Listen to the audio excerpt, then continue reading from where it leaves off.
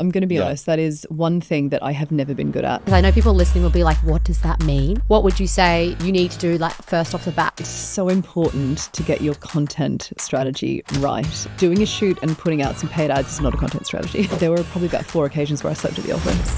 Wow. I then got poached to do international marketing for their brands, which at the time were Oasis, Karen Millen, Warehouse and Coast. I'm the person that drinks the brand Kool-Aid. So I love that from you. I think this often has to come from the top. And then I just found myself in fashion. It wasn't what I had intended to do at all. What is the one thing you're like, you need to get in order? So, Ash, we've got, although your last name's Auckland, you're not from New Zealand. I'm not from New Zealand. I've just discovered that right now. You're from Australia. I'm from Australia. Cool. Yeah. So where from? Brisbane, middle of the East Coast. We also just discovered that was the same as where I'm also from where as well. You're from. Yeah. Yeah. Would you like to tell everyone how we sort of met and then you forgot we met? Okay. Oh, yeah. I mean, I was meant to be interviewing you, but that's okay, whatever. Flip reverse. Taking over at this point. We met because you were doing a session at Jack's recruitment company pretty much. And I literally thought you were totally different. I actually can't get over this. Anyway, her hair was totally different. And you were talking about TikTok, which is where I was like obsessed. Masterclass. And I remember you because you asked a great question. You asked a really cool question about education and private equity. And I remember thinking, can you remember what I the must question grab was? you after. I can't actually. It was just a very interesting, poignant question. I thought, first of all, she's Australian, must chat to her so after. much. And then you left. I know. At that I event, did though, leave. there's lots of Australians. I was actually late to the event and then I left. But I was like, that's all I got what I needed. But like, great. I Right, think I'm I have done. no attention span these days. And I was like, great, she was amazing at that. I'll connect with her. And then I did. And then we did. After it. And then but we that was a did. great session on TikTok. Yeah, so it was cool. back to not sidetracking to me, but back to your Love whole talking about background. myself. Yeah. So, not from New Zealand. I was about to say, where in New Australian. Zealand? Okay. Yeah. And so you moved to the UK. I did. Like me. So I kind of, everyone talks about this journey. We talk about it. Everyone kind of skims over it. But Yeah. like, what was it like? That was how many years ago? It's different to now with the 14. economy. But yeah, I was in my early 20s and I had actually moved here when I was 18 or 19 and spent a year here. That was in 2008. Everyone's doing the math now. Yeah. Done it. But the economy was so shot that I just couldn't find my feet. But I loved it. So I went back home to Australia for a few years and Wait, sorry. This is really bad of me to know. But the economy then, after the GFC. Recession. after the crash. Yep, Yeah. just In so you know, my 2008, age. yeah. I knew about it. Good. Okay. So then, then So you moved. yeah, I yeah. came for a year and loved it. And then I went back to Australia out of necessity, but just always knew I wanted to be back. And I knew I wanted to live here long term. So I didn't do the typical thing of coming for 2 years and then just kind of found that I stayed. Yeah. I knew from the moment I landed, this is where I needed to Yeah. be. So it's actually been kind of helpful because I didn't really ever have that moment of, am I doing the right thing? Or, finding it hard to settle or find my people. I came in with 100% commitment that I was going to stay forever. I love that. And here That's I what I am. felt. Yeah, but you've done how many years? 14. Whoa. I know. Yeah, I know. It's gone so quickly. I actually can't quite believe it's been that long. Where have you sometimes. been based most of the time, right? So you moved straight Yeah, in? I went, this sounds fancier than it really is. I first moved to Regent's Park. Yeah. Yeah. Which, That sounds if anyone knows Regent's lit. Park, is pretty much just the royals living on the outside of the park. I did not live in one of those houses. I was on like the Yeah, you could get outskirts. some real dodgy ones. And I'm Oh not yeah, from here, it was a great, dodgy as hell flat. But yeah, I kind of started to sort of creep east where, I don't know, it. I mean, a lot of Love it. Australians, people may or may not know this, but a lot of Australians go southwest. Yeah, so Wimbledon Clapham, or Wimbledon. Clapham. Yeah. Definitely. Not going there. No, No offense. what I didn't want to do Sorry was to the make girl on my team, Alex, who is in Balham. I have respect for South, but not for me. Never. I don't know. I'm always going to be a Northern River person. Why? I don't know. But what I didn't want to do was go to Clapham, make a load of friends that were here for 2 years, and then have to keep being on this cycle of what am I going to do now? Yeah. So You've stolen my story. This is exactly what I was really? going to say. Is it? Yeah. It's fine. interesting though, because I think if you know that you want to be somewhere for longer than a short moment, you're committed to that longevity, and whatever that looks like is different for different people. But I kind of moved to Islington and then sort of Hackney, then Islington, then back to Hackney. And I've been in Hackney for about 6 years. Love so it. yeah, it's cool. And it just feels a bit more, I mean, it's changed over the years, but it feels, I was going to say a bit more authentic. Is it anymore? I can at Probably least not. find a coffee shop open at like 7 a.m. Well, exactly. Which Where's that? in Hackney mate, there's so on many. London Fields. No, but when we do this Australian run club, which is so lame, but the run clubs are a Oh my thing God, at the I love moment. that. Can I can join? invite you actually. Please, I love running. Sorry, Jackie. I'm not I'm a Aussie. runner. No. You can't come. But mate, they have a sorry. coffee But I can shop on run. that. You know that one on London Fields. There's like that. Everyone goes to that coffee shop. The E5 Bakehouse? The one that's in the middle that's like always got a line up in the middle of on a Saturday. Okay. It's across from the bakehouse or whatever. You know, on the main strip. Okay, anyway. I get coffee at 7. Mare Street Market. No, Broadway Market. Broadway Market, sorry. Yeah, there's a coffee shop off Plant Organic. Oh my God. Girl, do you live in Hackney? I do. It's got the percentage symbol. Yes. Yeah, yes, so they're the only thing that's open at 7. But moving here, that was, I found, the hardest thing. Yeah, I know. Is that nothing's open. Really? I know. Well, in Australia, everything's open at 6 or 5. I know. This is such a classic topic. We're going off on a little that. tangent Sorry. here, but like it's a real thing about Queenslanders as well, getting up early. Like I know. I always used to get up But at the like sun's 5 always shining, and run. isn't it? So It is. Well, exactly. But what It's time do you get easier. up? I get up at 5. Do you? Yeah. Yeah, but he doesn't you stop have- working. Like he. I can't stop. Yeah. Yeah. So I usually go to bed at probably midnight, And you go at 5 5 hours of sleep. 5 or 6. I actually No. think you can survive on 5. Totally fine. I did that today. Oh, I can't. But in London, when we're doing 5 days a not. week in the office, No, I need You've at turned least into a 8 bit of a hours. Brit. I've always needed this. I've always needed sleep, Mm. but I go to bed super early. I mean, like my bedtime has been since I was about 11 and will always be be like- about 9 p.m. Oh my God. Do you get 8 hours every day? I make Yeah. sure that I do. I have to That's crazy. function. Wow. I have to function. I And mean, that I'm, is I'm smart. such a research nerd as well. I've gone down rabbit holes over the years on what your body needs to function do need effectively. it. And women particularly need so much more sleep than men. We need know. at least 9 hours. Men can get away with 6 to 8. Yeah.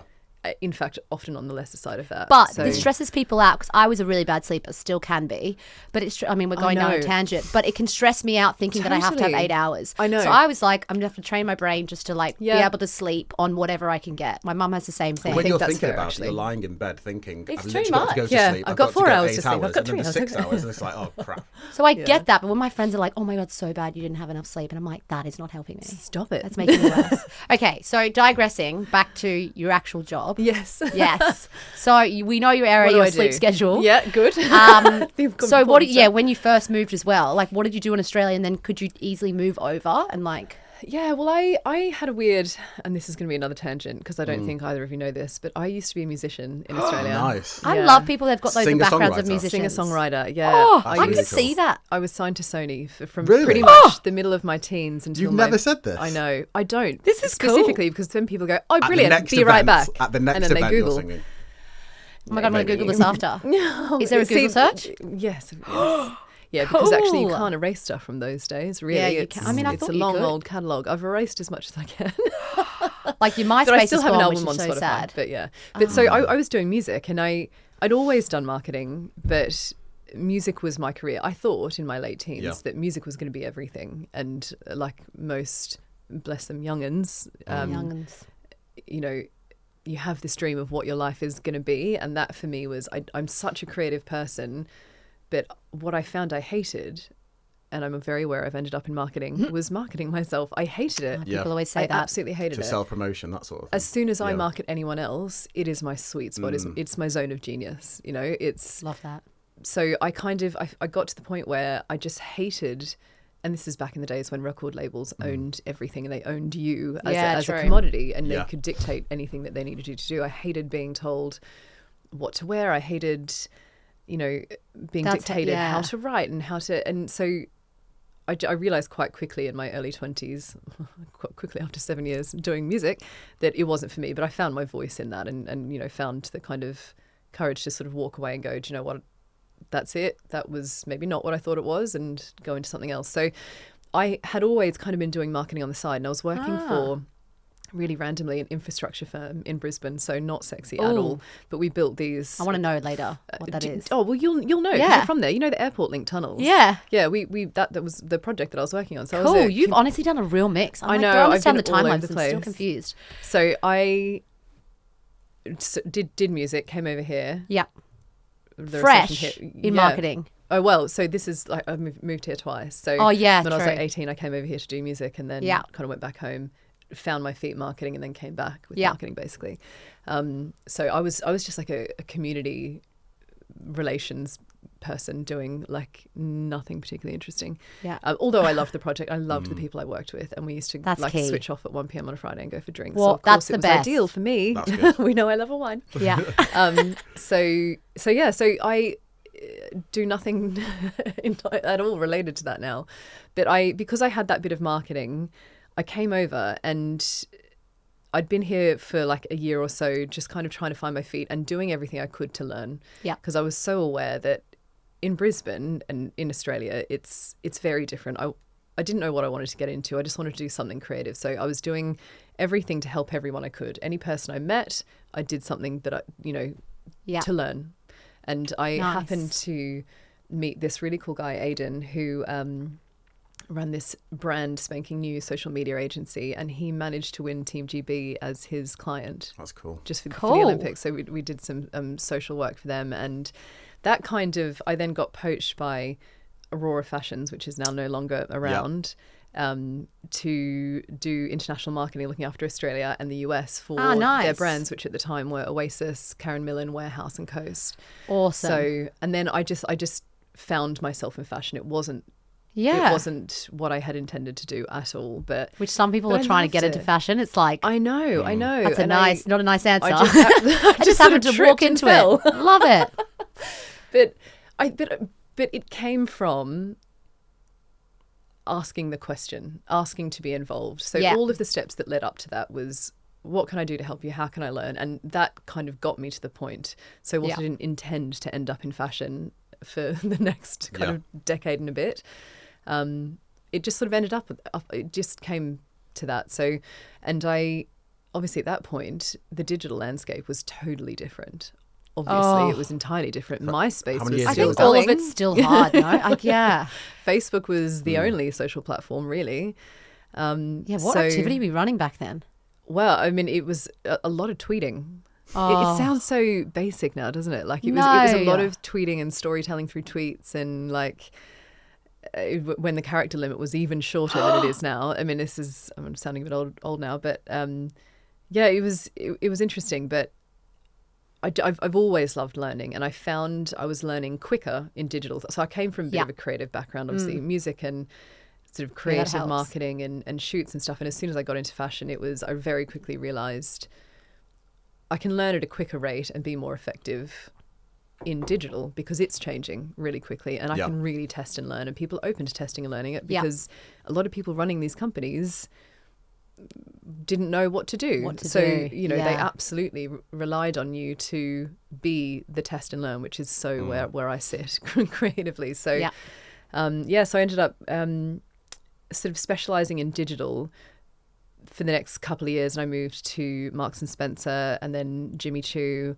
and I freelanced for a little bit and did some work for like some really cool people like Alexa Chung in England Rugby, and I'm a big sports person. Coming from Australia, most people are into sport.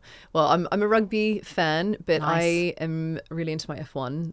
Oh, cool! Before the Drive to Survive stuff. My dad was really into cars and racing, so I've always that's awesome. I've always loved that. So, but I kind of like use that as a little test bed for like, right, what else do I want to do? Because I love fashion, I do, but if I'm really honest about how my brain works, I don't fit well in a structure where it is 4 seasons a year, very similar rollout plans, the same kind of campaign planning timelines, and it's not. It's such that a is not my zone of genius. That really makes me feel uncomfortable.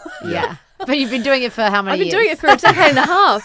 Love it. You're obviously good at it, but you know, I think that's why I kept looking for that next challenge, because that sort of environment just didn't fit me well, which kind of brings me to why, and after freelancing for a bit, I went back into some other brands, and basically I've gotten to the point where I've realised that you're gonna have to name drop some brands.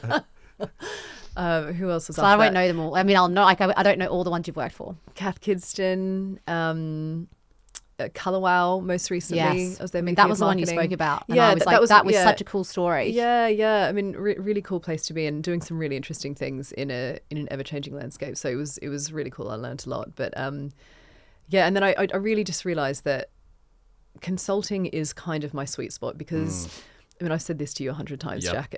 Over the years, we've talked so much about different roles, and I'm the person that drinks the brand Kool-Aid. So I love think that from you. I think that's you never why, hear people say that. Oh, I get really into it. I love that. Me too. Like, that's why it's nice working for a brand or like consulting for a few. Well, exactly, because it kind of fits the sweet spot of, you know, I work with a lot of founders and C-suite, basically advising them on growth. So that's what I do now. I'm a growth consultant, which sounds a bit vague, but really what I do is with all of my clients, I go in, look at their entire business with the lens of how, like, what are the pain points and how do we grow quickly? And usually I need your job. in this landscape, a lot of the levers are marketing related. Yeah. Some of them are retail strategies, some are really clear commercial strategies, some they need to sort out their finances, they need to hire people. So I do a really weirdly broad cross-section of things, but always with this view of who's the consumer, what do they want from you, what can you offer them, what is the genuine connection that we can build this strategy on. So, but yeah, consulting has allowed me this amazing opportunity to work with lots of brands that I really love and get to pick the ones that mean something as well and that have a really clear vision for something that they want to achieve. It doesn't have to be overly altruistic. Ideally for me, I'd, you know, only work for people doing good, but you know, that also doesn't pay the bills. Yeah. So I have really been quite careful at choosing brands and working with brands that have a clear direction in where they want to go. They have a purpose-driven founder. And that's crucial. That's hard when you work with a client that isn't. It's a bit hard. chaotic. Yeah, it can be. But and that's the other thing. But I guess, yeah, so it's allowed me to drink the Kool-Aid of lots of brands, but also not be stuck in a really cyclical kind of environment. True. Because I know, and you need to be honest about yourself as you get older. You need to sort of go, what is it that makes me good for both of us, for both for me and for the client? So totally true. Yeah. You don't always get the right ones, but sorry, you go. You don't always get the right ones. What's it ones. been like working from like M&S, Jimmy Choo, and then now I think you're working with 7 brands at the moment. So 7 brands, and then splitting your time up. How is that kind of changed? It's been a learning, I have to say. Because I also, part of drinking the Kool-Aid is I just want to be involved all the time. Yeah, that is so hard. You know, and also working with founders, you need to be available. You can't, what I have found is it's really, really hard to be as rigid as you've got me on Tuesdays, because it's then a week before they see you again. It doesn't work like that. Yeah. So only with one of my clients who I have a real soft spot for, she has a skincare brand, Teresa Tame. She's an amazing founder, but we've just got such a little bond that I just don't want to switch off. It's kind of on me. But it's good for both of you. But it's good for both of us, and that's the thing. If you work closely enough with people, and you're, you know, being an advisor of sorts, you need to be there when they need advice, not when you're there to give it. Especially when you've got the trust with them,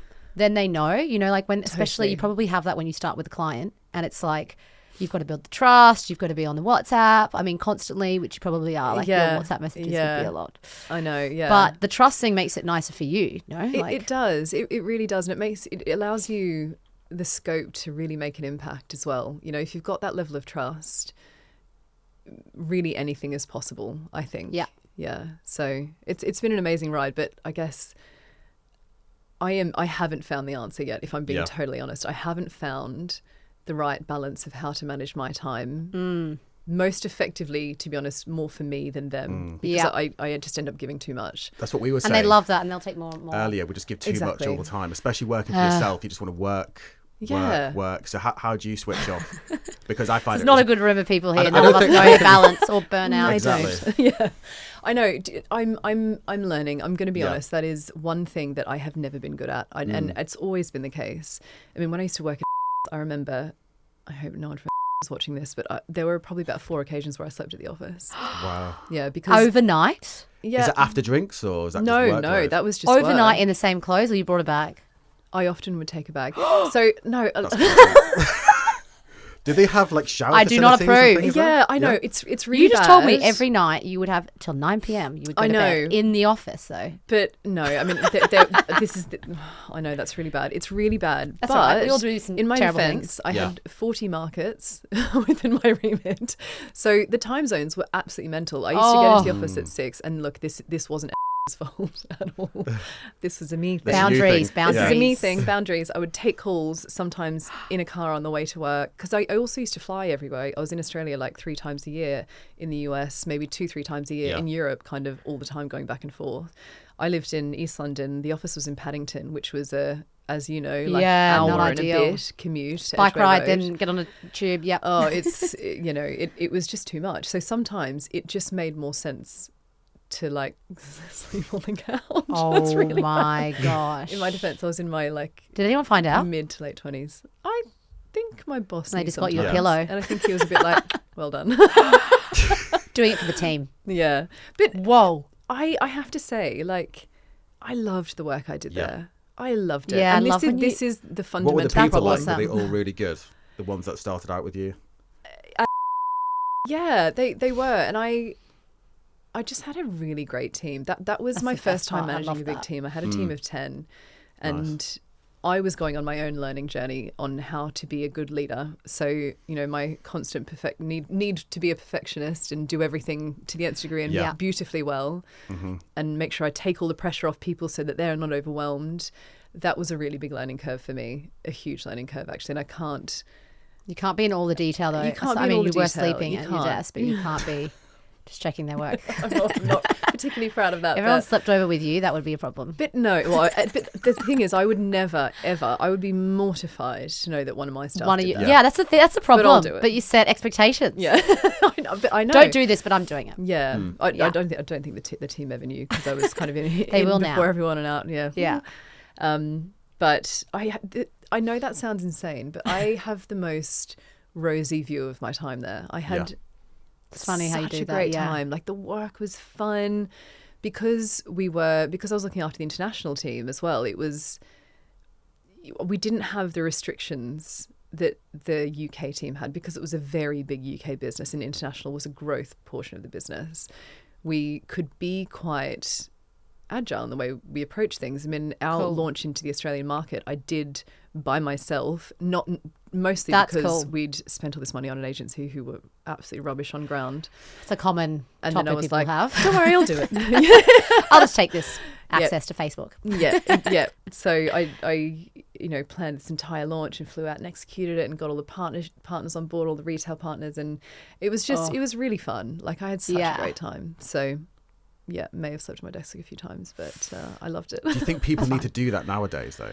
Or because you get to the stage now where you've done all that and just think, actually, I want to be in a situation where I just want to consult, do a few clients, but I don't really want to work as hard, as hard as I did, but like sleep in the office. I think I work harder now, if I'm honest with myself. Yeah, because isn't that wild? I agree. I know it's weird, but it's different. It means different because I'm now doing it exactly. Yeah. Or I'm doing it for people who I really, truly believe in. And, as I say, I'm always someone who drinks the brand Kool-Aid wherever I am. But there's a difference between really, truly picking the people you work with and being bought into their mission, because then you feel like you're doing it together. So true, totally. Yeah. But, Okay, so I've got some hot topic questions. Tell me. Now that we've got a gap. Well, we were going to talk about like what's the one thing you would give to someone as like a success, in marketing at the moment, maybe. Let's not talk about sleeping at your desk. But like something you're working on with clients now, because there's all different like topics of course, TikTok, which you've like nailed with Color Wow and you've done all of that. But what would you say even for a business that's like, I don't know, starting off, because you've worked with a range, like you've got SME clients and you've got big corporates. What is the one thing you're like, you need to get in order? From a marketing sense, because I know you do finance. It's such a good question. And I think coming from, and look, I mean, I've always specialised in D2C businesses, B2C businesses who have a consumer, and usually a very clear consumer. But I have to say, since going consulting, very often what is forgotten is that first piece of scene setting. Now, if you want to scale and grow quickly in today's climate, now we talked about before the fact that I, grew up in digital from when it used to be, I remember Facebook launching paid ads. Like that's, I've really got on the journey.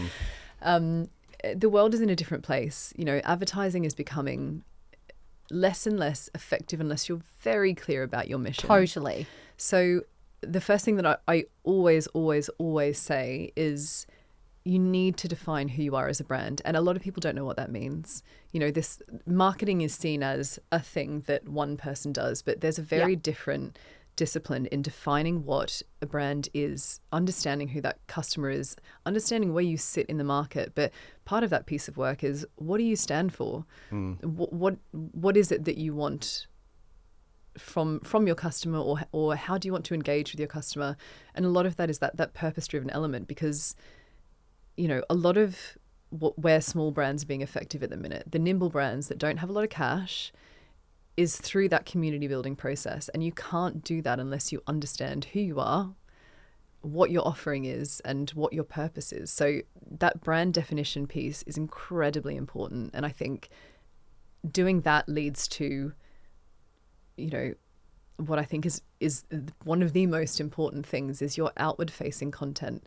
We are obviously in a very different world, even in the last 12 months, than we were 5 years ago. You know, I mean, it's so important to get your content strategy right. And doing a shoot and putting out some paid ads is not a content strategy. Yeah, I know. No one is going to connect with that. And that's what I would say. I mean, there's always so many questions around, yes, but where should we be spending? That doesn't matter until you have all of these ducks in a row. Yeah. Because your ads will not be as effective as they could be. They may be somewhat effective, but they will never be as effective as they could be until you've built your community and you have your purpose, you've developed your content in a way that people can connect to it. Yeah. You know, a shoot isn't content anymore. You have to really think about how you come across.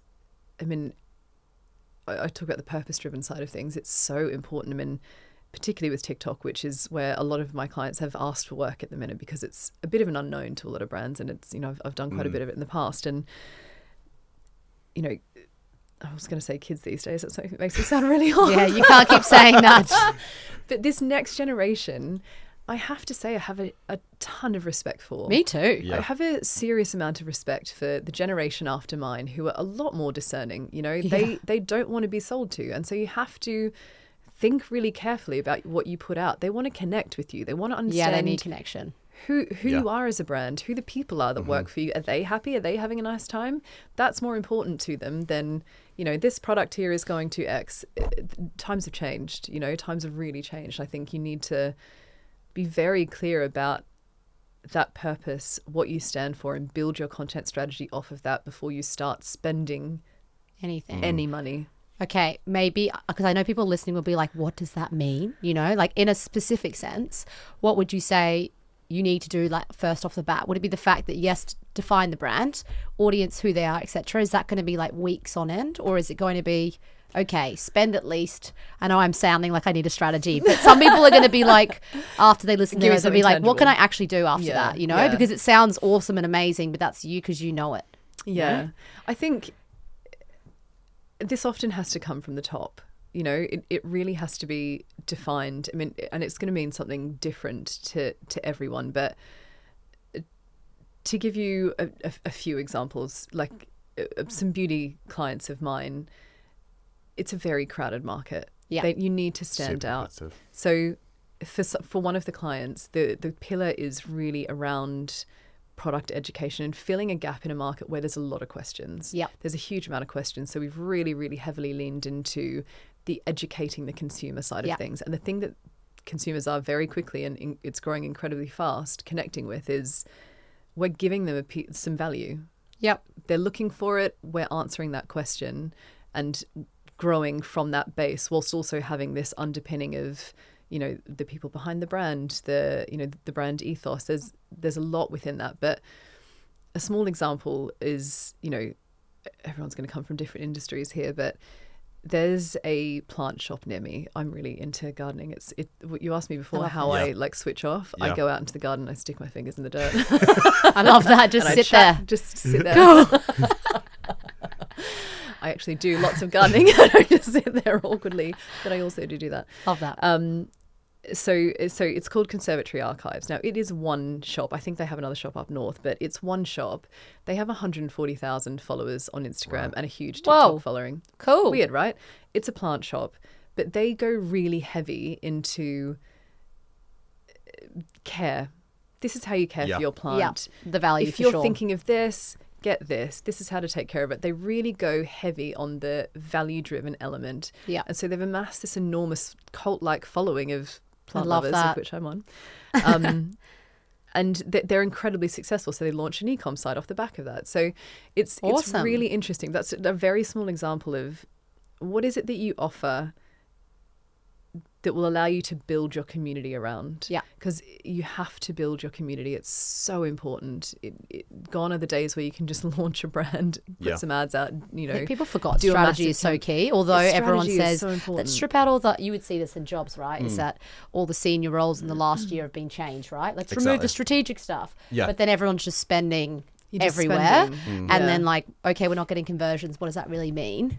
Yeah. And then you actually need, so you're saying brand strategy, key, content strategy, key. Very key. Anything else that's in there you think, I'm like giving someone a marketing plan in this podcast? It honestly means something different for every brand I work with. It really does. Like there's another one of my clients is a health, I wouldn't say health tech brand. They're essentially a biostacking brand. And again, like it's a new market where there's a lot of unknowns. For them, their digital strategy isn't going to be really anything to do with spending. A lot of that is actually flipped on its head, and we're doing a lot of local marketing because, again, it's one store. We're doing a hell of a lot of content to do a lot of testing as to where we should open new. Yeah. Cool. Let's call it a space, a health hub. Yeah. But a lot of their marketing has to be switched to local. So we're doing a hell of a lot of local grassroots community building. So honestly, it means something different for every brand, but you have to spend the time figuring out what is right for your brand, who your consumer is, and where they are, because it might not be that a TikTok strategy is right for everyone. I mean, it certainly wasn't in, when I was in fashion, when TikTok first launched, it wasn't somewhere that was worth spending the time. It's only really that when I got into beauty that we really realized the potential, and then TikTok Shop launched, and that's, how I ended up scaling the brand I was with at the time. And, it's the world is changing so rapidly, so you need to figure out what's right for your brand. And how do you ace TikTok? Because lots of people talk about it. Tell us. Yeah, how do you do it? But is it very specific for each category and sector? So it's not a one size fits all, or nothing is ever a one size fits all. But TikTok is very, I would say it's kind of definitely entertaining. It better be. It's definitely entertaining, but I think TikTok as an entity is very clever, and it's very young in its approach. Mostly because it's run by, definitely a younger generation, which is amazing. But there are still certain elements that you have to do and get right if you want to be one of the kind of best brands in the sector in terms of TikTok's kind of terminology. There are things that you have to do around, and I can't give all my secrets away, but starting with your content strategy, again, I've said it before, but it's so important. Key. You have to have a very clear view. Well, not a very clear view. You have to have an idea of what you want to do, and then just test and learn. It is the best place in the world to test and learn, because if something doesn't work, no one sees it. It's not. It's not except for your boss and your other boss and everyone that's just checking it. But they have to be okay with it, because it's a different. way that is being. Wild, right? That's part of the education process, is understanding that it isn't an Instagram. What your feed looks like doesn't really matter as much. I know, right? And that's changed so much. It's changed so much. So testing and learning with your content for sure. Community building has to be at the center of that. It has to because. To get people to follow you on TikTok is a whole lot harder than it was on Instagram, a whole lot harder, because of the way the algorithm works. Content is surfaced based on the way you search, the way you behave, the things that you interact with. So it isn't the same behavior that you would go and follow that brand necessarily. There is definitely a bit of that, but it's less important now. That follow account is less important. So you have to work to appear to people. It is a search engine in itself. Look at the search insights reports daily. That's amazing, that feature. Oh, it's incredible. It gives you. And what does that do? It just shows you. It basically gives you a little. It's like a mini SEO report based on what people are searching on. It's so good. Why does Instagram not have it? I know. I don't understand. They need hoping to. You were to tell me they had it. Yeah, no. Answer for everything. Not that I've seen, but it essentially tells you what people are searching for and where the gaps in content are. Topics, yeah. Exactly. So it gives you suggestions. Yeah, exactly. Cool. Don't worry, we'll be using it. I know. That's what I was thinking. It's you should definitely put a little interstitial of it. It's really interesting, because it then gives you the content gaps, things that are seeing an upward trend, but there's not enough content to fill the response. Yeah. And that's your sweet spot for Create a answer search those insight. questions. I mean, a lot of my beauty brands, there's so many questions at the moment, and one of our videos went kind of, I can't say particularly viral, but almost viral. Very, very, very, very quick response. So how many recently. views is almost viral? A couple 100,000. Oh, wow. To answer a very very specific question about a specific beauty product. So, and there's, Love that. The only thing I would say about TikTok is there's a lot of misinformation. There's a lot of. From brands. How is that regulated? I can't even go down that topic. It you know? isn't. That's a whole thing in itself about the regulation of information. But every social platform struggles with that. It's not specific to TikTok. But yeah, the Search Insights report gives you these content gaps that say, look, it's trending from a search perspective. There aren't enough things to fill it. So I always have my team check every day, like just live in that report, live in it, and live in. I love it. For us, we've tested it with so many things. areas. Like we'll do test accounts and then they just go viral out of nowhere. Like we do this random weddings one. Yeah. And Alex, my team, I was like, let's go do it. And then 1.2 million done on just something that was trending, which was like autumn flowers or something. Yeah. Yeah. And we were like, we That's just pretty used good. some stock imagery and we were like, that's unreal. So yeah, it's called Creator Search Insight. Creator Search You Insight. search it in TikTok. And they don't really, like, how did you find out about it? Obviously, it's in your area. But, like, did TikTok tell you straight away about it? At my last role, we had a really great TikTok rep, actually, who was incredibly helpful in. No, it wasn't actually feed. I'm like, you've got a thought lot of that was like a those plug getting there. around. How do you get them? Okay. Spend. But that's what I would say about TikTok is, you don't have to be spending hundreds of thousands to get help from them and to get support from them. They are very, very. Well, they want you to use the platform. Well, exactly, but in a way that is, again, they give you a lot of value, and it makes you want to keep within it. And that the whole thing is, with TikTok Shop launching in many countries now, they want to create an ecosystem where people don't necessarily have to leave. They can shop, they search within there, they get content delivered to them based on all of their requirements. You can see where they're going with it, and I think it's smart.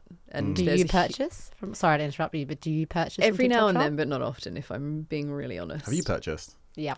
What have you I purchased? did beauty, and then someone was like, don't you buy beauty off there because you have no idea what's in it. But I was like, it got me. The story got me on TikTok. If it's and a it's in my reputable job. brand, yes. But yeah, if it's a good brand. Charlotte Tilbury I did because they had sales on there versus on Amazon and stuff. exactly. So I was like, cool, There's I'll so buy many it more here. incentives. Exactly. Yeah. Yeah. But So they would put sales on TikTok and not on Amazon. They've Same got ones. both. But people are saying that TikTok is taking over Amazon sales. What do you think about that? I'm like, tell me about that. Tell me. none of the brands I work with have exceeded traditional sales channels yet. Cool. Yet. But what I would say is, a couple of the brands that I've worked with and for over the last couple of years, it has been the fastest growing, and it has been the reason that other channels start to see huge growth because of the element of virality. Certain products going viral has an impact on everything. It really does. And, if you're approaching a content strategy well and you're repurposing content that's doing well from TikTok onto other channels and testing on YouTube Shorts and Instagram and all the rest of it, you should have this peripheral impact across all of your channels. That will impact your e-com site, your distribution partners, Amazon, all the rest of it. And, if you're working with retailers, you will see that halo impact. Yeah. And that's one thing that I would say, I keep talking about content and getting your community right. The way that, what am I trying to say? The way that people are the way that people are guided by content now has changed a lot, obviously, but the younger generation are really, really, really dictating what's cool, and that flows across onto every other platform.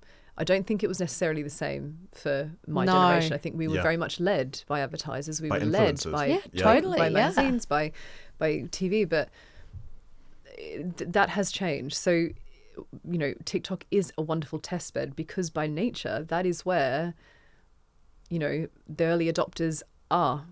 So just by nature, it is the perfect place. And the one place I would say, just go and test and learn, because if it doesn't work, people won't see it. And then you'll know, and then roll that out across all of your other channels, and the peripheral impact can be enormous. But I do think it will start to match other sales channels and probably overtake at some point. I mean, for certain beauty brands doing as many lives as, I have for some brands, we would do multiple lives a week.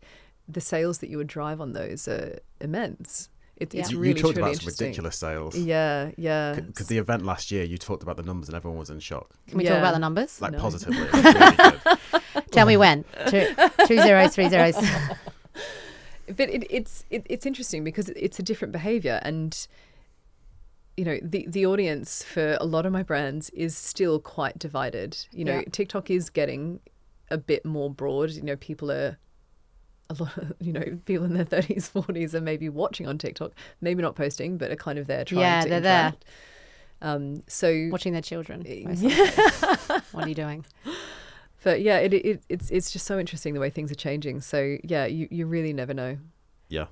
I think one people get, like, I know we're running out of time, but people get a little bit worried is, well, not worried. You work with small businesses, right? And how you can scale when you need to create a lot of content every week with your content strategy, right? So you're creating how many pieces a week, and everyone's like, who do I do that to? The internal resource, someone that I train in social media, or do I hire UGC? Like, what do you think? Of course, content strategy, get it, but then you're like, who do I hand that off to? How do I do it? Exactly, yeah. I know. And it is a really tough question, and it's one that can't be a shortcut, essentially. I mean, you need to find a way to create it, either by hiring in a freelance resource, but the other thing is, it can be hard as a small brand if you don't have the budget to pay influencers, obviously. I mean, for a lot of my clients, that's not where we're spending money. They're really big budgets, aren't they? Some influencers. So it's a really lot. Big budgets. But also, finding people that you love to work with that can create content for you, leveraging your community to create content, UGC.